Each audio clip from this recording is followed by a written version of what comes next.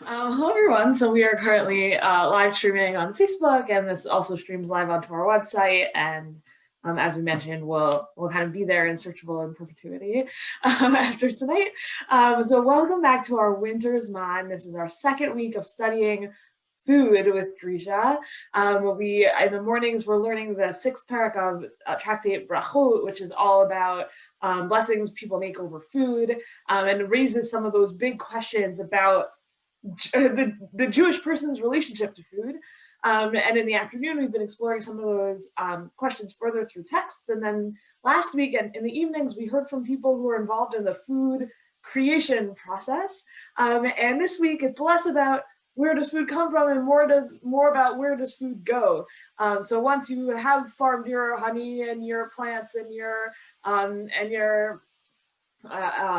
meat and all of those things, what and your dairy, like how does it get to the people it needs to get to, or not, as it said. So our discussions for this week center around plenty and scarcity. Last night we also spoke about how in halachic sources, when you have scarcity, the answer isn't always just take a handout. The answer is often, well, we should first and foremost protect people's dignity. And that is a theme that comes up when we're discussing scarcity as well. Tonight, we are very, very fortunate to have some representatives of Mazon with us. Mazon is the Jewish response to hunger. And Mazon is not in the business of running soup kitchens or handing out food to people, but instead actually being involved in the nitty-gritty of American food policy. You can see behind Liz, in a land of plenty, there should be plenty for everybody, and that is very much our subject this week. When there is so much plenty, why do so many people experience scarcity? Before we get too far, I do want to introduce some of our guests. So Liz, who I just mentioned, Liz Ron Millenfeld is the Deputy Director of Community Relations at Mazon. And in this role, she seeks opportunities for collaboration and civic engagement with a focus on developing leadership in synagogues and schools. Prior to joining Mazon, Liz worked at Jewish World Watch, an anti-genocide advocacy nonprofit based in Southern California. She has a BA in English from Berkeley. Kyle Fradkin is Mazon's Deputy Director of Public Policy. And in this role, Kyle works with lawmakers and their staff to move Mazon's policy agenda forward on Capitol Hill. Kyle brings years of experience in government affairs to this role, from his past work as J Street's Assistant Director of Government Affairs, as well as experience in political campaigns and local government. He also serves as an alumni mentor to undergraduate students participating in the University of California's Washington program. He holds a BA in political science from UC David and a JD from Southwestern Law School. A native Angelino, Kyle now lives in Washington, D.C. Paul Sherman is the outreach manager at Mazon. He brings more than 4 years of experience in community organizing, both with Jewish and anti-hunger organizations. And after founding the University of Denver's chapter of Food Recovery Network, he completed a fellowship at their national office in College Park, Maryland. He has a BA in Religious Studies and International Studies from the University of Denver. And at Mazon, he implements Mazon's priorities on the East Coast by identifying and developing relationships with Jewish community-based organizations, including synagogues and anti-hunger organizations. So welcome so much to Drisha. We're so pleased to have you with us tonight, and take it away. Wonderful. Thank you so much. We are so honored that you invited us to join you in this learning series. And I'm delighted to be here with my colleagues and to engage with all of you. I have to say, I'm jealous of all the textual deep reading you guys have been engaging in. And so I really hope that we'll have the opportunity as we get to the discussions for you to bring up some of that to kind of color our conversation. So as Rabbanit Sarna shared, I'm Liz Ron Millenfeld, and I am in our outreach department at Mazon. And so I'm just going to start us off here. I'm going to pass it to my colleague Paul in just a moment to share a little bit, a very little bit, because we want to keep this tight, about Mazon. I'll share a little bit about the program that we're going to be sharing with you. It will be a 14-minute video. Then we will have some period of discussion, and then we will be joined again by our colleague Kyle, who's going to do a deep policy dive and kind of reflect on what's going on in our country now and how you can be engaged. So first, Paul, can you share a little bit about Mazon? Absolutely. Yes. Thank you, Liz. So good evening, everyone. My name is Paul Sherman. I'm really excited to be with you. Like Liz said, I'm going to try to keep this very brief because we have a video to watch and an exciting program to dive into. But just so you have a brief overview of what Mazon does, as uh, as has been mentioned, Mazon, a Jewish response to hunger, works to end hunger for people of all faiths and backgrounds in the United States and Israel. Our work can really be split into three main pillars, those being education and advocacy, strategic initiatives, and grantee partners. So education and advocacy is really, we really believe that advocacy starts with education and making sure that people understand what the issue of hunger and food insecurity look like in the United States today. For Mazon, advocacy means exactly what Kyle will talk about in a little bit about advocating on Capitol Hill and around the country. But before we can become advocates ourselves, we believe in doing educational programs just like this. And secondly, strategic initiatives. We're a relatively small organization compared to other anti-hunger organizations. And so we really look for ways that we can have the sort of loudest voice. This often leads us to speak about populations that are often underrepresented and overlooked. And so that includes veterans and military families, rural and remote populations, including Native Americans, and senior citizens, and particularly LGBTQ senior citizens. And finally, we work with grantee partners across the country.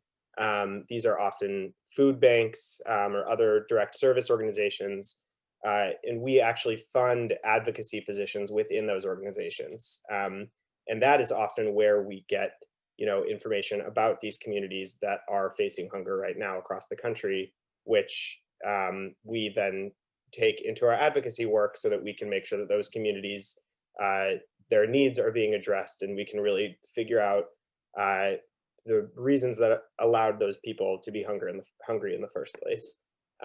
So that's just a really quick overview of Mazon, and I'll let Liz talk a little bit about the actual program we're going to be doing, and then we'll jump into the video. Sure, thanks, Paul. So This is Hunger is a digital video experience. It was born a number of years ago now when we had a photojournalist travel the US and interview people experiencing food insecurity. And so those photos, like the one, video, especially like the one featured behind me, are the kind of meat of this program. So you're going to hear from 6 people who've experienced food insecurity. And we feel it's incredibly important to hear these first-person narratives of what hunger looks like, because when we're talking about hunger in the US, before the pandemic, we were looking at about 40 million people experiencing food insecurity.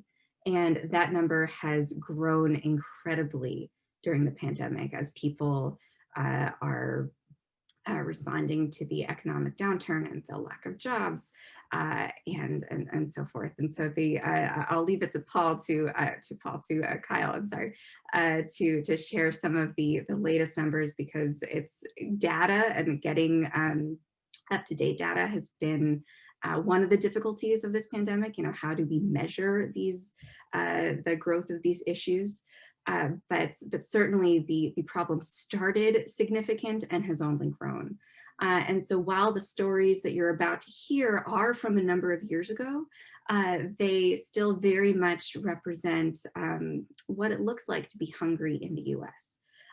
And so we'll watch this video, which for Sarah Paul will be sharing his screen for the tech bit of it, and then we'll have some time to discuss and reflect on those stories and move on from there. So thank you so much for spending your evening and giving your attention to these narratives.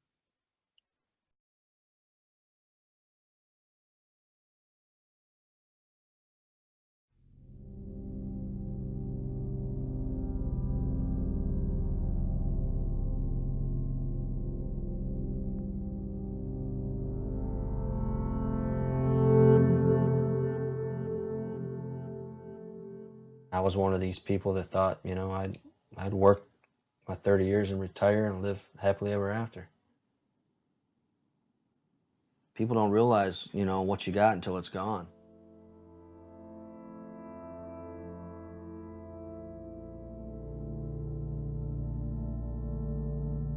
My life now as a senior citizen is probably harder than any of our other lives with the working, the raising of children. We're pretty much isolated here.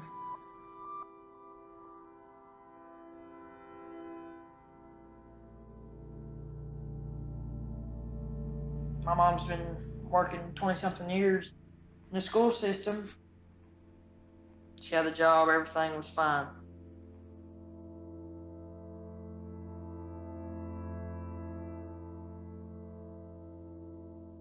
When I was in my 40s and 50s, I had no idea that this would happen. I thought when I turned 65, I would be living a good life.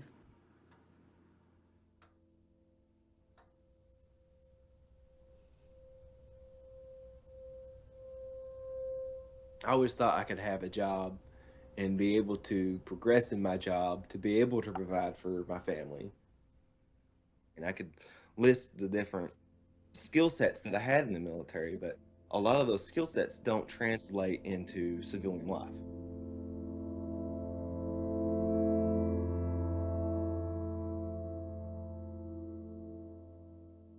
My childhood was a very beautiful childhood. My mom was used to always getting us what we wanted.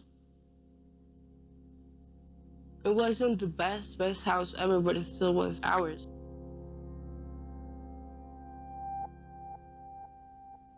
You know how they can be hungry in America? Because they've lost their jobs. They've depleted their retirement savings that they've had. They've lost their homes. For all my life, since I was 17 years old, I've served my country, been responsible, reliable, dependable, accountable. I went to work every day, did what I was supposed to do.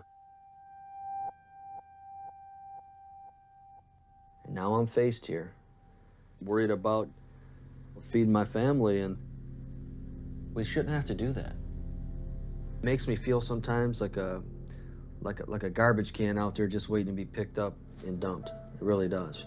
All this stress, all this pressure. I'm a nerd, I collect toys.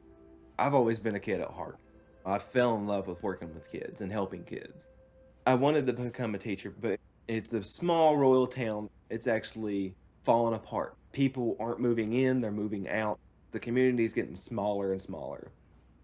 And a lot of my problem is I'm such a family person that I don't want to move away from my mother and my dad.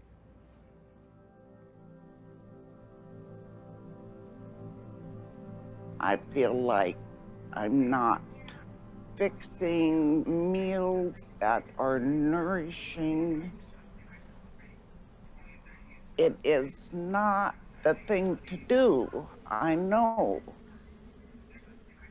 But if you have to have your meds to keep you alive, you're gonna pay for them and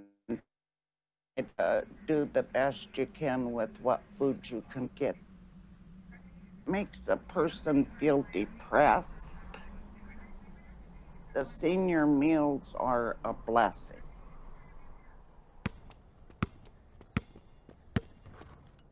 You know, I like to eat. I'm like anybody else, but we're not generally able to afford healthy foods that some people can.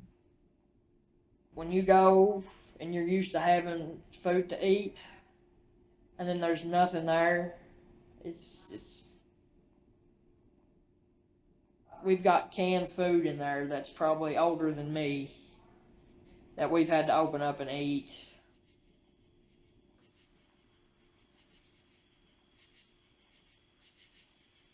Going to bed hungry gives you that feeling that you got to get up and eat. It keeps you from sleeping, really, it does. It's not a good feeling at all. My mother has nights when she can't sleep either, just of the thought that she doesn't have a job and she thinks she can't provide and she can't live for herself.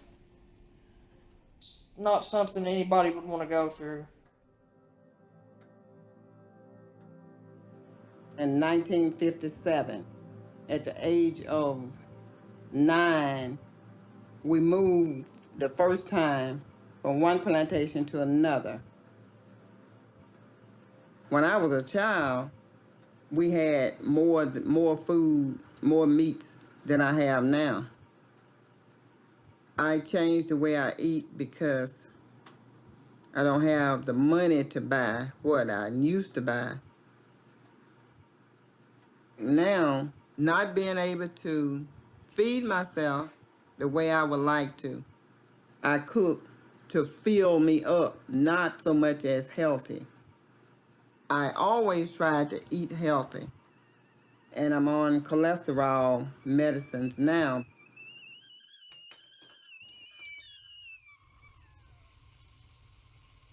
We had a 2-bedroom house in a country club garden. We couldn't keep up with the payments. My mom, she bought us food instead of paying the mortgage. It was very hard at first, like, I don't want to take care of my sisters, but my mom's getting sick and I couldn't work. She got stamps, but with 3 kids, it doesn't last the whole month. Kids eat a lot. We're like, okay, don't eat as much. We have to make the food last.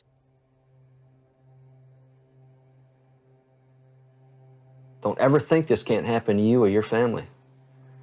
I mean, I had a great UAW job making $100,000 a year almost with overtime.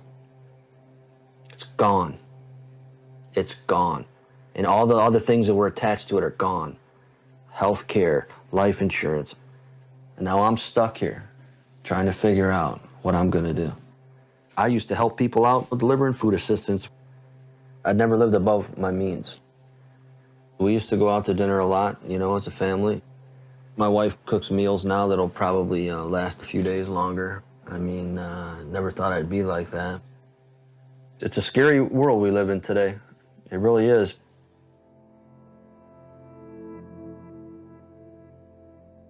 I never really had to rely on the system to support me that much because I always felt that was wrong. I feel that there's people more deserving of that than me. I decided to apply for food stamps because of my family. I have a wife and a son, and I'm not able with my job to support them. I don't want to have to be doing the food stamp program, but it's for those families that aren't able to make it on their income. We were skipping meals so we could feed our baby.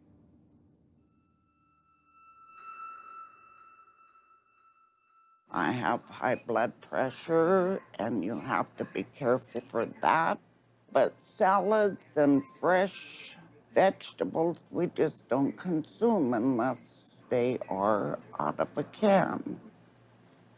I bought a little carton of tomatoes out here to the store not long ago, which was $2.89 for just a few tomatoes in one of them little plastic things. Cut them very small and used very few at a time, just like almost enough to give you a taste.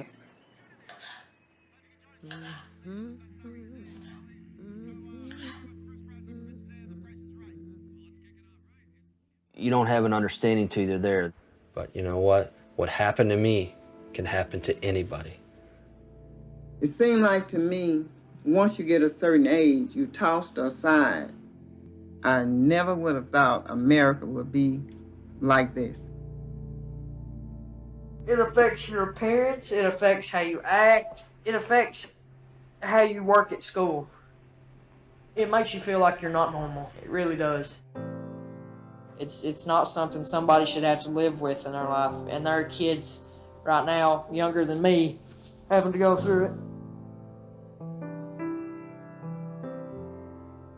Whoever can help with these programs, please do so.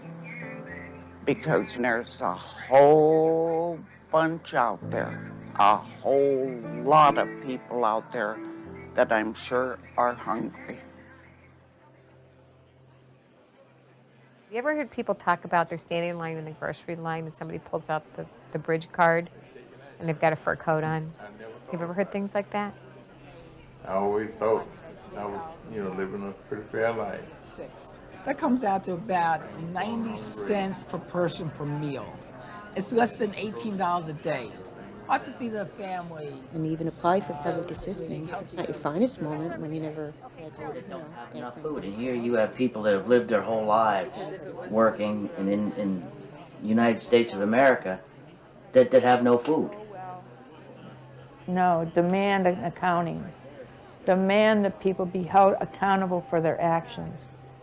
I kind of wish I could scrape up some type of food to get a decent meal. If I had to add anything to this, it would be to get off of government assistance.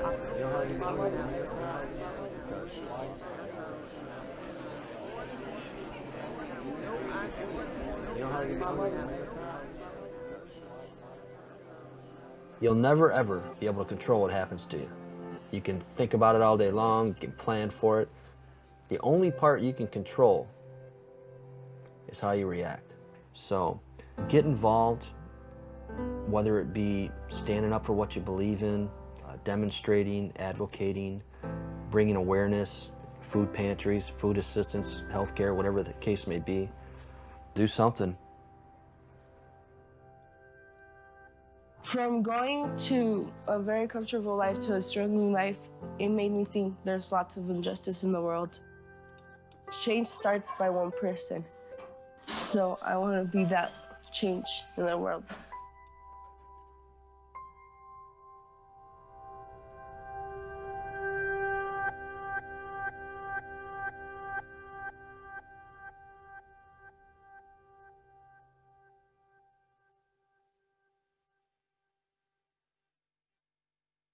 So welcome back, everyone.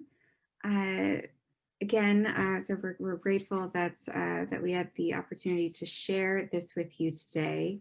And we wanted to spend the next few minutes reflecting on what we just heard. And so I'd like, oh, wonderful, gallery view. That's what I was just about to ask, unless I just did that. But I was going to suggest that we go into gallery view so we can all see each other and have a little bit of a discussion. Because we want to hear from you and see if you have any questions that came up from these stories, how this intersects with Mazon's work. If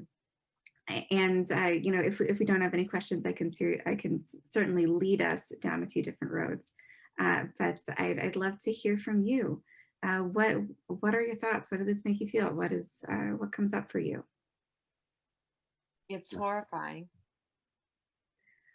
Certainly, thank you, Enid. It's horrifying is certainly the word.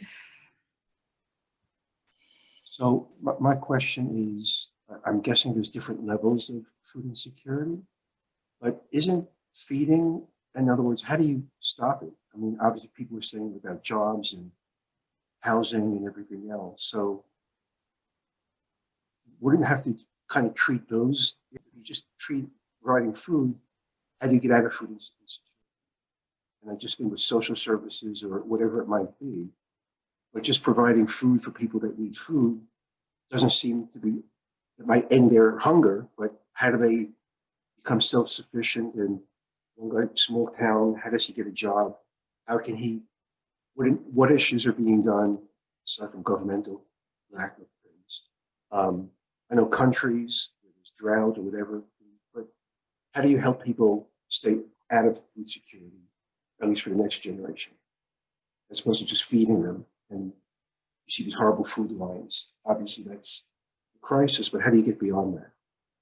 How do you end those food lines a generation from now? Thank you, Steve. I so appreciate that question, and I'll certainly I can start us off. But I welcome any answers from my colleagues as well. But as you shared, there is a government response to hunger, and that's what Mazon is focused on, because the charitable response can only go so far. One of the kind of numbers that I like to share is that if you look at the kind of whole pie of food assistance in this country, then how people get their food assistance, 95% of that comes from government programs. Only 5% is the entire charitable response. Every food bank, every food pantry, every meal serve, that is serving 5% of the need, and 95% is coming from programs like SNAP or food stamps. So SNAP being the Supplemental Nutrition Assistance Program, the school lunch program, WIC, which stands for Women, Infants, and Children, and a number of commodities programs and so forth. And so there is just so much more leverage, so much more resource coming from these government programs. And right now with the pandemic, we see our charitable partners even more pressed for resources. When somebody hasn't engaged with the system before, if they weren't already signed up for SNAP, and suddenly they've lost their job and they're navigating all these systems for the first time, like they're going to turn to a food bank first. That's what's familiar. That's kind of that first emergency step. And they were already working at capacity. And so we have asked so much of them in these last months. And so it's really reflective of just how much we have to build up the government programs, because any reduction in those government services is just asking our charitable partners to increase their output by, it's like doubling or tripling their whole budget. It's unless somebody can point us to those angel investors, it's just untenable. And again, as you were referencing, Steve, like this hunger sits at the intersection of so many different issues. Being hungry isn't just a representative, like it's I'm sorry, I'm losing my words. It doesn't exist on its own. It's they're a representation of other hardships. And so if we need to address medical needs, we need to address housing needs, and we need to address childcare needs. And so it's all of these pressures on people and on their finances ends up pushing people into food insecurity. But I want to give my colleagues a chance to share, and certainly if there's other comments in the room. There was a question that came through in the chat. Susan asked, what distinguishes Mazon as a specifically Jewish response to hunger? Oh, wonderful. Thank you. Paul, you want to take this one? Sure, that is a really great question. So, this is a question we get a lot. A lot of times people think, before getting past the first misconception, of wondering whether Mazon feeds people directly, a lot of times people wonder, does Mazon only feed Jewish people, or only serve kosher meals, or that kind of thing?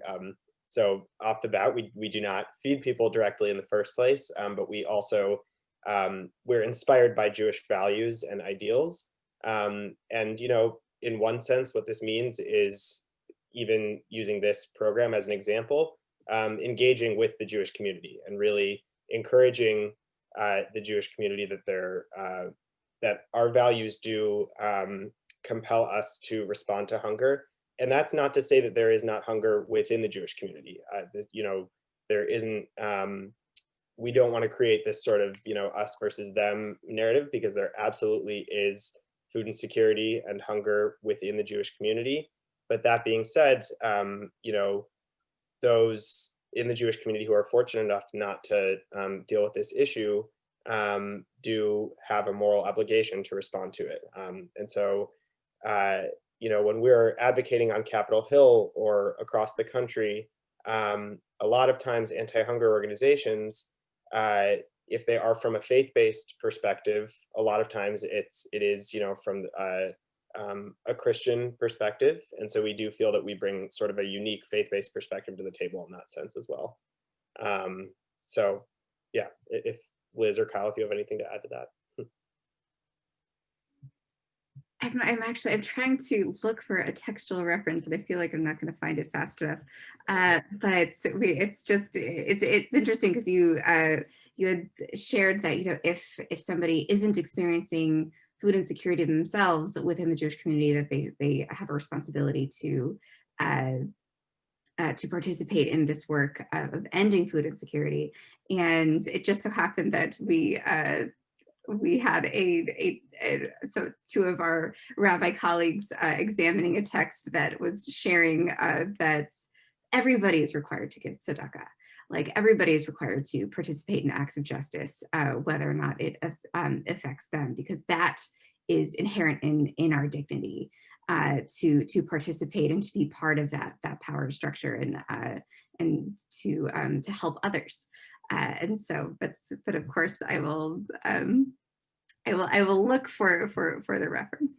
But I'm looking at the time, and I want to make sure that we get to Kyle's portion so we can have this kind of deeper policy discussion. But certainly, I want to flag that anybody can drop questions in the chat, and we can continue to answer those there. And we'll have a Q&A at the end as well.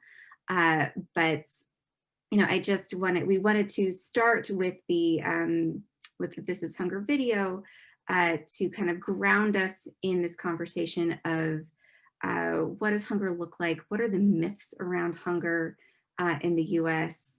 And now we're going to transition into what are the policy responses. And so, unless we have any final comments, we not seeing anything come up. So we can shift to Kaya. Thanks, Liz. Hello, everybody. Good evening for those of you on the East Coast.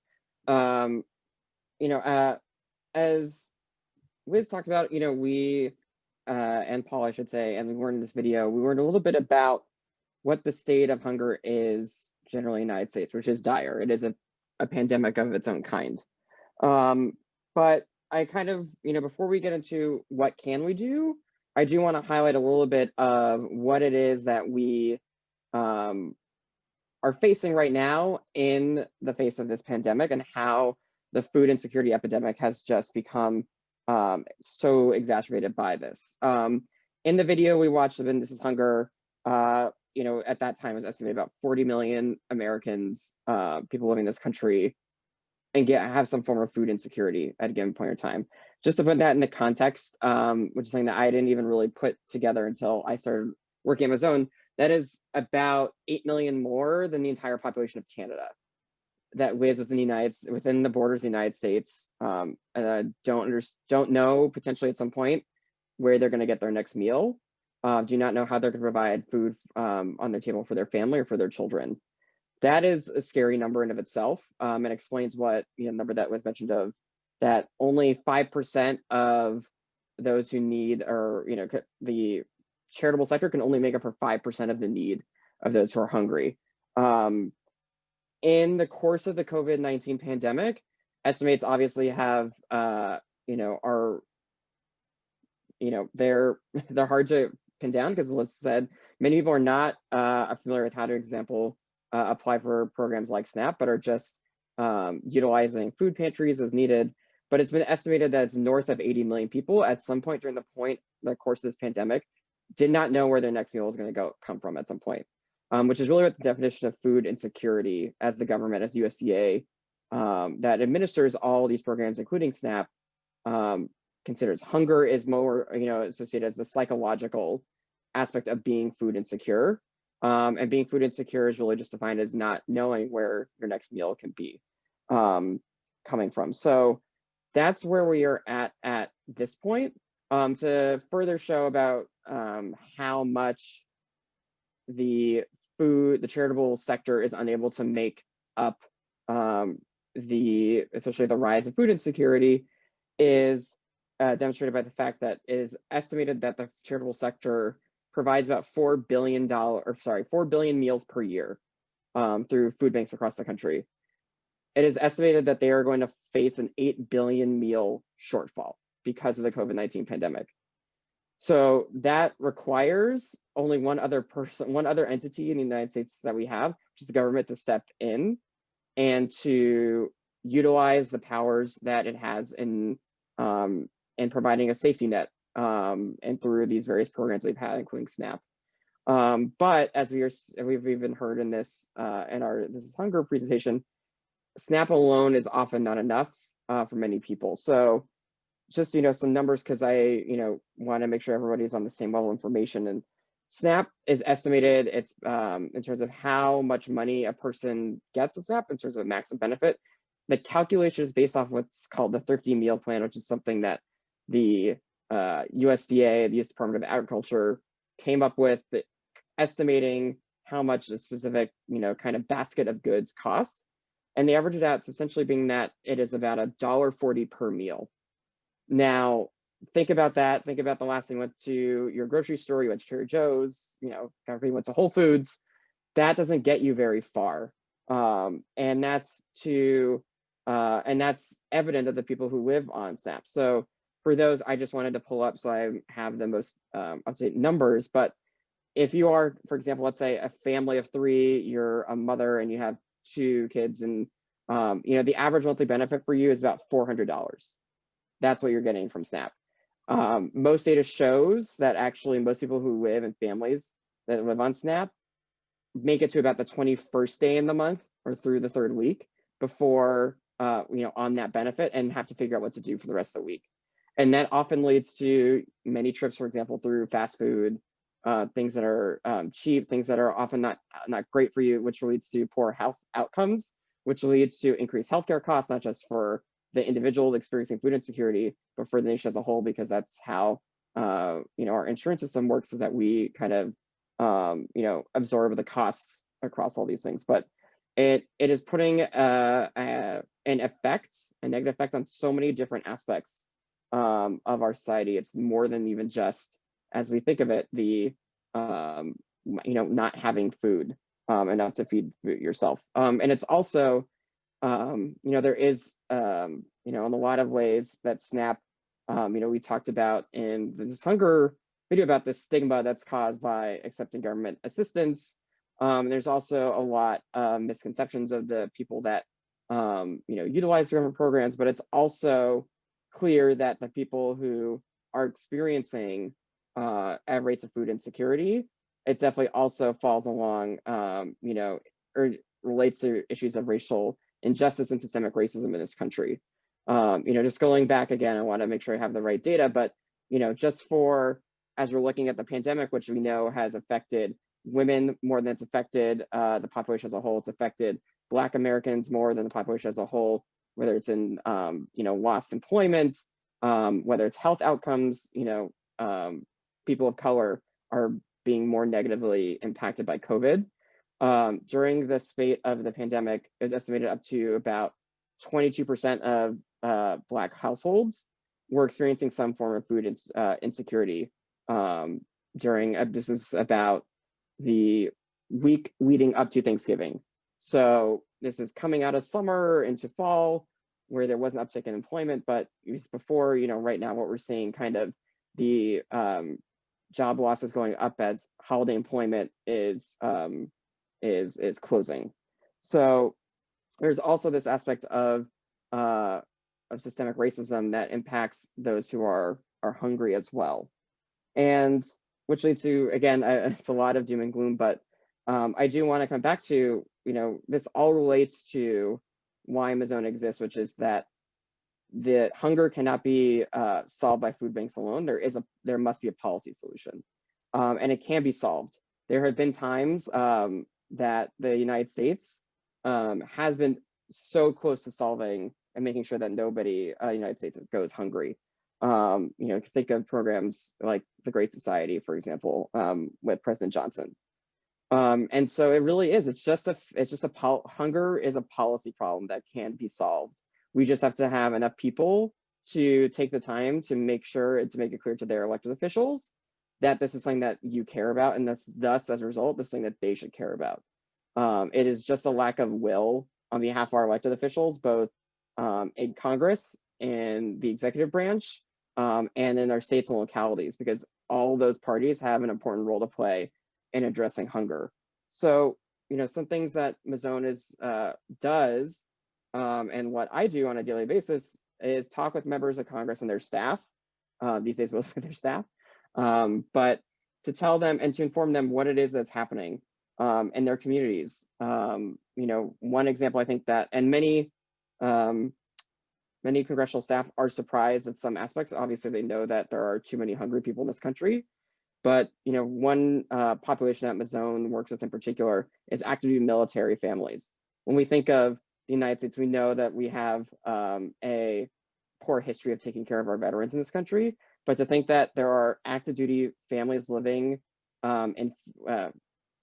with food insecurity is also more shameful than and many people don't even realize that. And many congressional staff don't realize that until we bring it to their attention. And this is something that adds to the other population groups that we work with and we highlight and bring attention to. So, think of things that right now we're asking for. In particular, one thing that Mazzone with other anti-hunger groups really urged Congress to move forward with, which is at the minimum a 15% boost to SNAP benefits. Both at the raising the minimum level of benefits, if you will, and also raising the maximum level of benefits to Americans, help them get through this time. Because we know for a fact that during an economic downturn, millions of Americans rely on programs like SNAP and before that food stamps to get them through these lulls in employment, for example, because SNAP is an important lifeline. And we are thankful that Congress did pass this boost in this last COVID relief package, but they have only passed it through June of 2021. And we are urging the new Congress and the new administration to make sure that this SNAP boost is included for the duration of essentially the economic downturn, and when the federal emergency declaration is turned off, if you will, because I think most people can agree, it is very unlikely at this point that the necessity or the amount of people necessary to have been vaccinated to return to some sort of normalcy. Then we all know that the normalcy that existed before the epidemic will never and probably shouldn't be built back to where it was. We should be creating a new normal, but creating to a specific kind of return to where we can go back to an office. I could see my coworkers in our office in DC. We can go to the market. We could do all these normal things without the fear of succumbing to this virus. That will extend long beyond June. And so that was something that we are still going to be advocating for.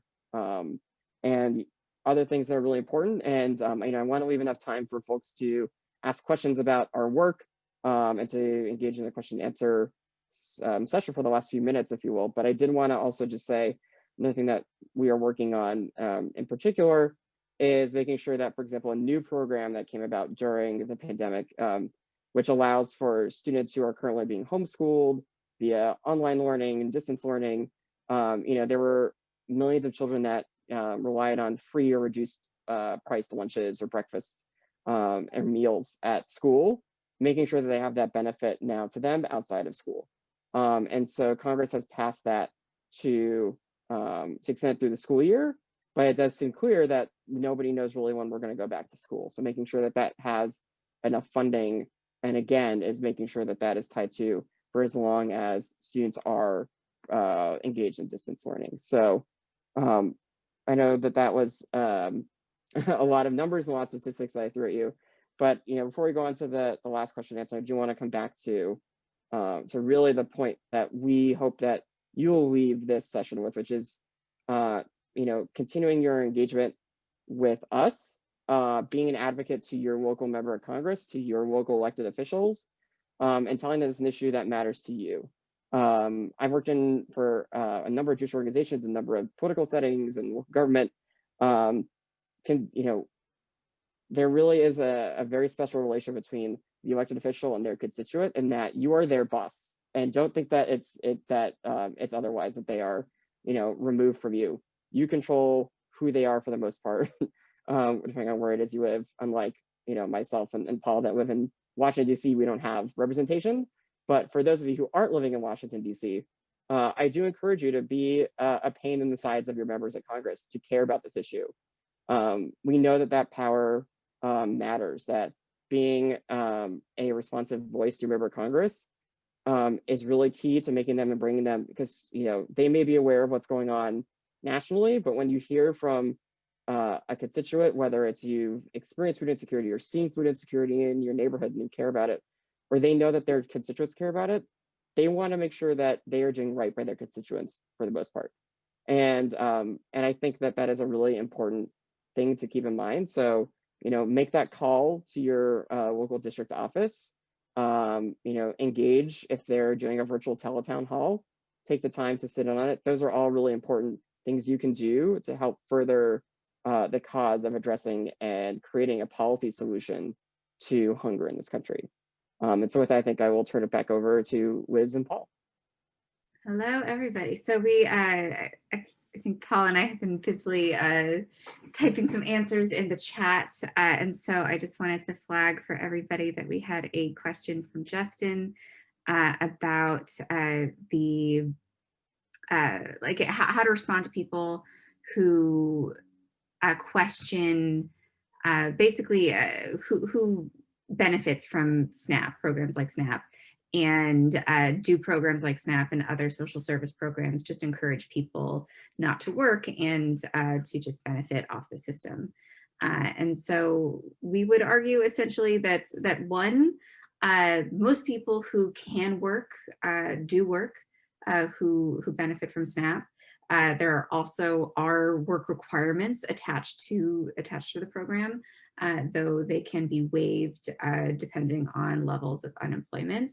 But it's also, I would challenge anybody who gets into a conversation of that sort to question the very basis of that question. It's what are our values as a country that we would put any barriers in front of people accessing food. So, and I guess to just raise up a few others, we had a question about Lekets, which is one of the significant direct service programs in Israel. Mazon was actually honored to help found Lekets. Though, and the landscape of anti-hunger work in Israel and the US is very different.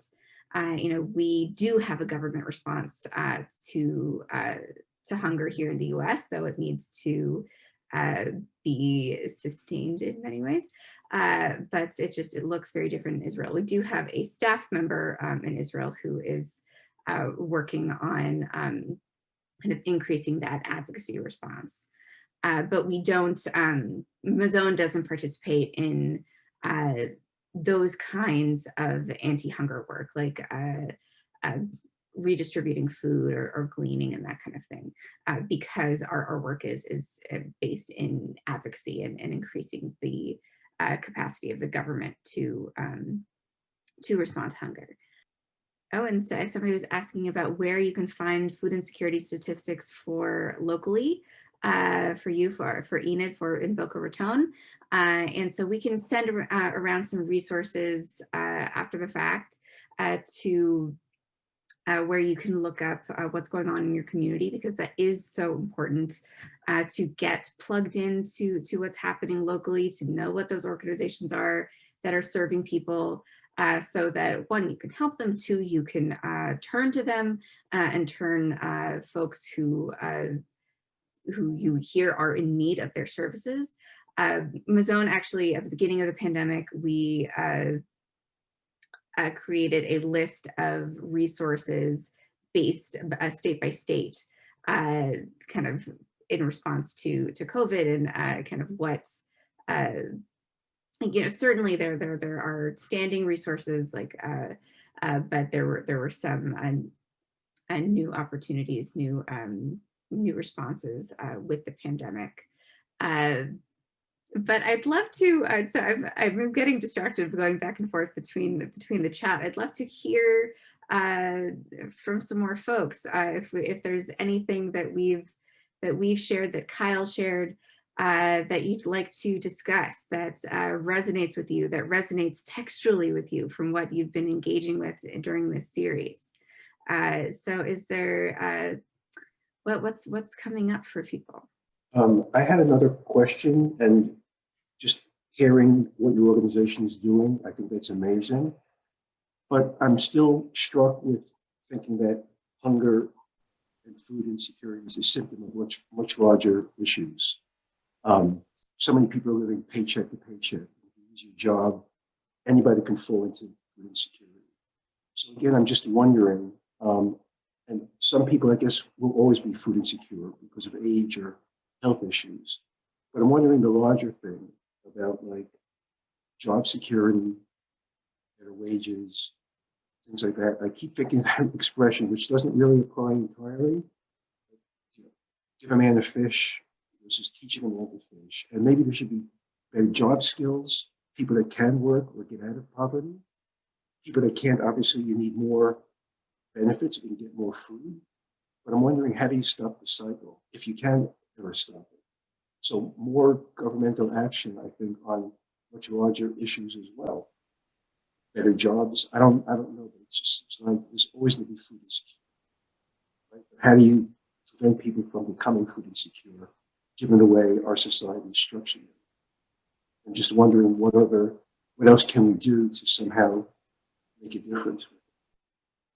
You're asking the big question, Steve. I think that it's like stopping a leak, but which is great. No, I mean, do that, but how do you get? Yeah, of course, Steve. I think I know where you're going, and like I had mentioned, there are many systemic failures regarding economic security in the United States, and part of that is food insecurity.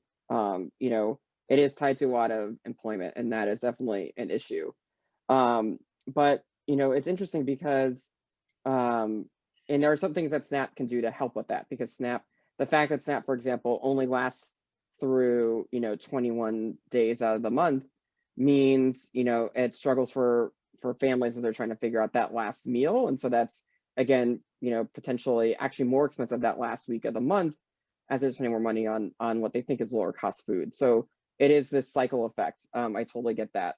So there are things that we could do for SNAP. We could something that Mozilla has long advocated for is changing to what is called from the Thrifty meal plan to the low cost meal plan, which would allow for a greater number of benefits, would actually allow for people to put food on the table, which actually goes to, I think, a question in the chat, which is how do we get healthy food more accessible? It's by making it's hard to do the issue of like controlling the price on the food. What we can do is provide more funds to people to be able to afford healthy food. Obviously, that's separate from the issue of things like food deserts, or for example, in a lot of food pantries get donations, and a lot of times they aren't healthy foods. They're things like sugary beverages, or they're candies or something like that, high sugar foods. So that's one part of the work.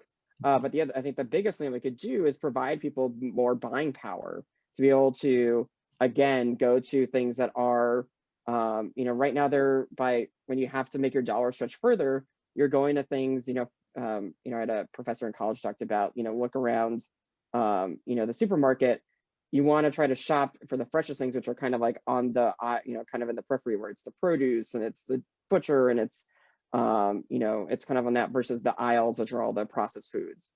And so by providing people more of a, right now people have to make those foods stretch longer. And so they're shopping canned foods, and they're shopping these things that potentially have more preservatives and they're not as healthy, versus, buying fresh vegetables or fresh groceries or fresh produce. Those go bad sooner. And for someone who's living on limited means, it's harder for them to invest that money in something that's going to go bad in a week and a half, versus, if they get, a can of, whatever food that's going to last for, weeks, months, potentially. So that's one part of the issue. As Liz mentioned, they're part of SNAP, and part of the stigmatization of SNAP has been this, as we, sought to reform our social safety net programs in the 80s and particularly and the 90s, there were these institutions of work requirements. And I think there is also the sense of most data shows that most people are actually only on SNAP for about 3 months. It kind of varies in terms of what they're using it for. But the people who need it as their lifeline, these are people who are unable to work, or they, are family or childcare responsibilities that's just preventing them from seeking full employment, which is a whole separate issue that Mazone is seeking to figure out how we can solve and how do we make it that people who are, the heads of their household, but are raising a family, how they deal with childcare responsibilities while also trying to find employment. So I definitely understand, what you're saying, Steve. There is systemic problems where, our economic recoveries or economic growth is happening at one end of the economic scale. But one thing, there are things that we can do to help at least create a better social safety net for folks so that they can then, find other employment as opposed to, still be worried about making it to that next meal. And I guess the only thing I'll add is that, these are questions that Mazone is deeply grappling with. We did our own the theory of change mapping. So if any of you are kind of involved in organizational work, this might be a buzzword that you're familiar with. But so we kind of stepped back to look at our work and think about what is the issue we're grappling with and how, what is the world in which it takes place and how are we going to make change?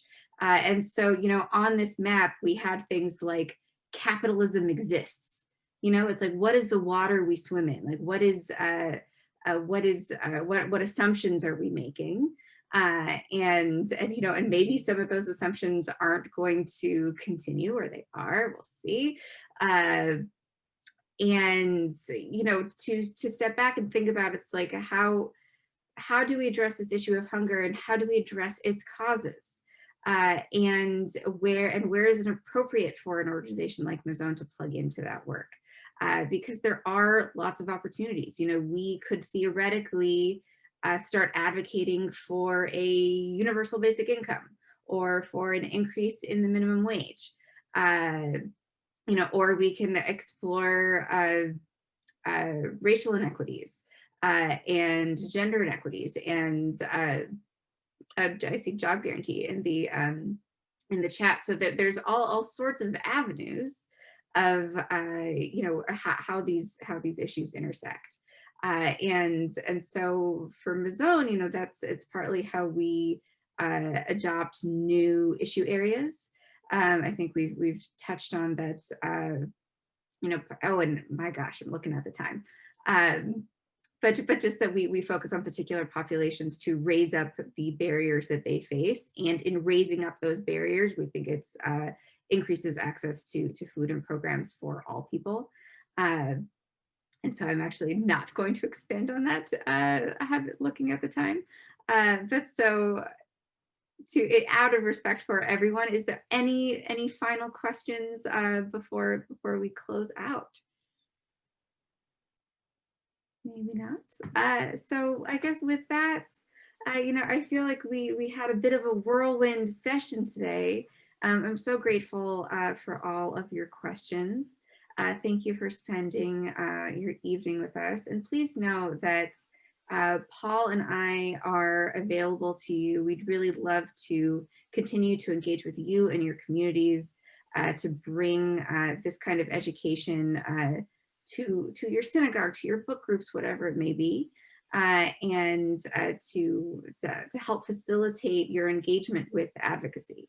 We do that kind of training work as well, and it's really your voices that help us do this work. We, like as Paul shared at the beginning, part of being a Jewish response to hunger is empowering the Jewish community to really engage and to use our communal connections and our tradition to inspire that change. So it really, so you know, we're here, always continuing the work. You know, it really we need you, and so we'd love to work with you. So thank you. Do you have book suggestions? I have a book club. We love having speakers, but it would need to tie in with a book, and we would love to read a book that really brought this kind of an issue home. We have a Mazon bookshelf. Website? It is on our website. Cool. Great. We had one last question in the chat, actually, that I think many people would be interested in knowing the answer to, which is what percentage of the Jewish community is food insecure? I don't have the answer to that question, Paul or Kyle. That one stumped me. We might hear the answer tomorrow from some of our speakers then, but Kyle, you were going to say something. No, I said that would be an interesting study. I mean, I would say it would be something that would likely come from a private study of some kind, because my understanding is USDA wouldn't ask for you for your religion or religious identification or affiliation before engaging in that benefit. So we'd be curious. Please send it along if there's an organization that's tried to compile that data. Well, tomorrow night we're going to be hearing from people involved in the work that Mazon doesn't do, which is getting food on people's tables. Well, Mazon does do that work kind of in the bigger picture, but not on the individual people's tables part of the picture. So we'll be hearing from representatives of the ARC, Met Council, and Masbia. We'll be talking about ways that the Jewish organizations involved in food distribution actually do that work. Those organizations are one's in Chicago and two in New York, but even if they were all in the same place, they're all super different from each other. And hopefully we'll continue the conversation of getting food to the people who need it the most, doing so in a dignified way, doing so in a way that supports freedom. Do any of the agencies provide kosher food? Yes, they do. All of them provide kosher food. So come back tomorrow night and ask them your questions, Steve. And we'll learn all about efforts towards relieving Jewish hunger in particular, as opposed to Jewish response to hunger in the United States, which is of course another huge important subject that is near and dear to all of our hearts. That number of an 8 billion meal shortfall is really sitting on me pretty heavily, and I'm just really grateful that the three of you were all able to join us tonight. I feel like the silver linings of COVID is that we can have, Liz from the West Coast and Paul and Kyle can be sitting in their bedrooms and we get to learn from all of you without any travel or particular difficulty. But anyway, so thank you so much for joining and for participating in our 2 weeks of learning here at Drisha, and we look forward to working with you again in the future. And they've been posting a lot of links in the chat to various amazing parts of the Mazon website. Really take advantage. It's a fantastic resource full of amazing information put together by some of the people we've heard from tonight and probably some of their colleagues as well. And keep learning about this exact subject, because there's so much to learn and so much to do. And we're really fortunate to have Mazon. So thank you. Have a good night, everyone.